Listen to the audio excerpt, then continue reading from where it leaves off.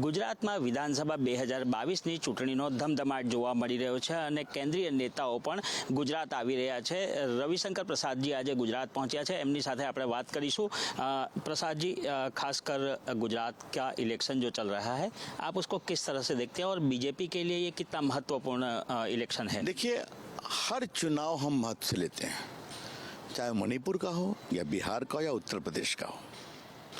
गुजरात में देश के कार्यकर्ताओं को एक्स्ट्रा प्रेम इसलिए भी होता है कि हमारे नेता मोदी जी का प्रदेश है, वो यहाँ के 14 साल मुख्यमंत्री रहे हैं, यशस्वी काम किया, अब देश के लिए और बढ़िया काम कर रहे हैं। ये हमारे यशस्वी गृह मंत्री अमित शाह जी का भी प्रदेश है, तो इसलिए हमें यहाँ आकर अच्छा लगता है। मैं हर चुनाव में आता हूँ और 27 साल में जो गुजरात के लिए हमारी सरकार ने काम किया है तो देश देखता है। मैं तो एक ही बात कहता हूँ, इसका मुझे बहुत गर्व है कि जब मैं अखिल भारतीय विद्यार्थी परिषद कार्यकर्ता था तो मैं पहली बार अहमदाबाद आया था, अधिवेशन था परिषद का, तो साबरमती मुझे नाले के रूप में दिखाई पड़ी। आंखों में आंसू आ गया कि बचपन से साबरमती के संत तूने कर दिया कमाल। और आज देखिए, जो रिवर फ्रंट है, तो मैंने पेरिस का रिवर फ्रंट देखा है, मैंने लंदन के थेम्स का देखा है, वॉशिंगटन में पोटोमैक का देखा है। It is the best of all. ये काम होता है। तो गुजरात अभी मैं गिफ्ट सिटी देख के आया हूँ, वहाँ लग रहा है कि दुबई और सिंगापुर और हांगकांग की झलक अभी दिखानी पड़नी शुरू हो गई है। गांव-गांव में बिजली पहुंची कि नहीं, नर्मदा मैया का पानी पहुंचा कि नहीं रेगिस्तान के इलाकों में, गांव में, तो काम इस तरह से होता है। आज जहां अहमदाबाद में ही पिछले 100 साल में 150 दंगे हुए, अब सब ठंडे हैं कि नहीं है, तो सुरक्षा इस तरह से होती है। तो प्रदेश की जनता को मोदी जी पर विश्वास है, भाजपा पर विश्वास है, और मैं आपके मुख्यमंत्री भूपेंद्र भाई की बहुत तारीफ करूंगा। उनकी विनम्रता और उनकी सहजता ने मुझे बहुत प्रभावित किया है। और उनके मित्रों ने बताया कि जो उनके गुरु हैं, उन्होंने उनको एक ही बात सिखाई है, जो मिले उसी में संतोष करो, जैसा मिले उसको ठीक से करने की कोशिश करो। यही तो विनम्रता है ना, सहजता है ना, बहुत अच्छी बात है। सर, खासकर विपक्ष एक आरोप लगाता है भारतीय जनता पार्टी के ऊपर कि वो मुद्दों पे बात नहीं करती, जैसे बेरोजगारी, महंगाई का मुद्दा है, ये मुद्दों पे वो बात नहीं करते, वो सीधे चले जाते हैं 370, राम मंदिर, पाकिस्तान, ये सब मुद्दे उठाते हैं। ऐसा क्यों हो रहा है कि महंगाई, बेरोजगारी पे बात नहीं हो रही है? क्या कांग्रेसी हमारा समर्थन करेंगे क्या? हमारी तारीफ करेंगे क्या? राजस्थान में गहलोत की सरकार में महंगाई है कि नहीं? मिस्टर बघेल के छत्तीसगढ़ में महंगाई है कि नहीं? मुझे बताइए तो। महंगाई इसलिए है कि दुनिया में यूक्रेन की लड़ाई के कारण सप्लाई डिस्टर्ब है। भगवान करता हमारे यहाँ डीजल होता है, पेट्रोल होता है, गैस होता नहीं है, वो बाहर से आता है। तो आज रशिया की समस्या बाकी, लेकिन रूस से भी भारत को मिल रहा है कि नहीं, ईरान से भी मिल रहा है कि नहीं, अमेरिका से भी मिल रहा है कि नहीं, और अरब से भी मिल रहा है कि नहीं, सऊदी अरेबिया से मिल रहा है। तो इसके कारण डिसलोकेशन है, तो ट्रांसपोर्टेशन बढ़ा है।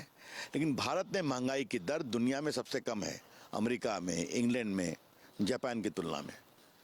इन लोगों ने कितना एक्साइज पे पैसा कम किया है डीजल पर, मुझे बताइए तो, पेट्रोल पर इन लोगों ने। तो खैर, अब अशोक गहलोत के बारे में हम क्या बोलें, वो तो अपनी ही लड़ाई में फंसे हुए हैं। सचिन पायलट को गद्दार बोल रहे हैं, तो राहुल गांधी चले हैं देश जोड़ने। मैं कहता हूं भैया, पहले अपनी पार्टी तो जोड़ लो, देश जोड़ना बाद में। खासकर अशोक गहलोत जी जो गुजरात आ रहे हैं आजकल, वो सीधा सीधा आरोप लगाते रहते हैं कि मुद्दा जो है वो बीजेपी के पास नहीं है, और दूसरी बात यह है कि बीजेपी यहाँ पे अपनी ज़मीन खो रही है, इस वजह से प्रधानमंत्री जी और अमित शाह जी को यहाँ पे ही अपना डेरा डालना पड़ रहा है। पहले अपनी ज़मीन बचाएं, वो सचिन पायलट से और वहाँ की जनता से, राजस्थान की। यहाँ की चिंता छोड़ दें, गुजरात की। हम हर चुनाव गंभीरता से लेते हैं, चाहे मणिपुर का हो या आसाम का हो या यूपी का हो या गुजरात का हो। और मोदी जी तो मेहनत करते ही करते हैं, गुजरात से प्यार करते हैं। क्या देश में नहीं घूमते हैं क्या वो? आप मुझे बताइए ना, विदेश से आए देश में घूमते रहते हैं। तो देश का भी चिंता करना, सुरक्षा की चिंता करना, सनातन संस्कृति की भी चिंता करना, यही तो मोदी जी का संकल्प है। क्या हमारे सोमनाथ, क्या विश्वनाथ काशी में, क्या केदारनाथ, क्या महाकाल, क्या वृंदावन, क्या विंध्यवासिनी देवी माँ, तो यही तो जो सोच है कि भारत के सनातन प्रतीकों को भी पूरा सुंदर सम्मान मिलना चाहिए, विकास का काम भी होना चाहिए, टैलेंट और इकोनॉमी भी होनी चाहिए। तो गुजरात ये सब करके दिखा रहा है। यहाँ अब हवाई जहाज भी बनने जा रहे हैं बड़ौदा में, सबसे बड़ी बड़ी दवा कंपनियां आ रही हैं। भारत में ओरिजिनल आयुर्वेदिक दवाओं का दुनिया का केंद्र जामनगर में R&D बन रहा है। तो बन रहा है तो बन रहा है। आज पेट्रोलियम यूनिवर्सिटी, साइबर यूनिवर्सिटी, देश के पूर्व IT मंत्री को मैं जानता हूं कि कितना IT का विकास गुजरात कर रहा है। तो ये उनको दिखाई नहीं पड़ता है, ये छोड़ दीजिए। जनता देखती है, समझती है। 27 साल से सत्ता बिठाया है, दोबारा और प्रभावी निर्णायक बहुमत देगी। खासकर सर ये बात है कि ये बार कहा जा रहा है कि ट्रायंगुलर है, आप और कांग्रेस, आप इन दोनों को कैसे देखते हैं? लड़ाई होगी कांग्रेस के साथ। आम आदमी पार्टी एक फ्री स्टाइल पार्टी है, जहां चुनाव कूद जाती है। गोवा में कूद गई, हार गई, फिर दुकान बंद। उत्तराखंड में कूद गई, हार गई, दुकान बंद। हिमाचल प्रदेश में कूद गई, हारने वाली है, दुकान बंद। और यहां उनको एक भी सीट नहीं मिलेगी, दुकान होगी बंद। क्या काम कर रहे हैं दिल्ली में देखा आपने, स्कैम।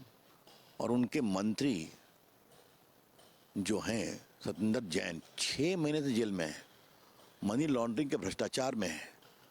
तो एक बलात्कारी अपनी बेटी के आरोपी से पैर दबाते हैं और आज तक उनको हटाया नहीं केजरीवाल ने। और क्या कहते, क्या वो भगत सिंह की तरह त्यागी हैं, देख लीजिए। मैंने भगत सिंह का ही बदनाम करते हैं केजरीवाल जी।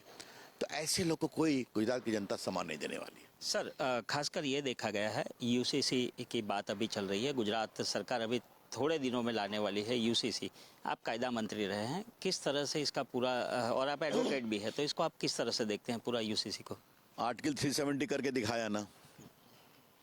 रामलला का मंदिर बन रहा है ना अयोध्या में। मैं तो उनका भी वकील था इलाहाबाद हाई कोर्ट में। तो 3 तलाक को खत्म किया ना। मुझे सौभाग्य मिला मोदी जी के निर्देश पर उसको लाने का काम करूं। ये भी करेंगे। और ये हमारा आज का मुद्दा नहीं है, जनसंघ के समय से हमारा मुद्दा है, लेकिन संवैधानिक रूप से करेंगे और चर्चा करके करेंगे। सर लेकिन इतना लेट क्यों हो रहा है? जनसंघ का मुद्दा है, 50 साल 60 साल, सरकार भी आपकी गुजरात में 27 सालों से। 1 मिनट सुनिए, तो कर रहे हैं ना। मैंने आप भी कमाल कर देते, इतने बड़े बड़े काम कर दिए। थोड़ा दम धरिए, ये भी करेंगे, चिंता मत करिए। हाँ, और हम ही करेंगे। सर आखिरी सवाल, गुजरात का जो चुनाव परिणाम आने वाला है उसको आप किस तरह से देखते हैं? क्या परिणाम आएगा और कितनी सीट आएगी? सीट कितनी आएगी आप तय करेंगे। मैं एक ही बात कहूंगा, ऐतिहासिक प्रभावी निर्णायक नतीजा आएगा, देश में गर्व करेंगे। જી તો આ હતા રવિશંકર પ્રસાદજી કે જેઓ જણાવી રહ્યા હતા કે ગુજરાતની અંદર નિર્ણાયક બહુમતી સાથે સીટો આવશે અને એ જ સીટો જે છે એને અમે ગર્વથી કહી શકશું. કેમેરા પર્સન દીપક બ્રહ્મભટ્ટ સાથે આનંદ પટણી, ગુજરાત ફર્સ્ટ, અમદાવાદ.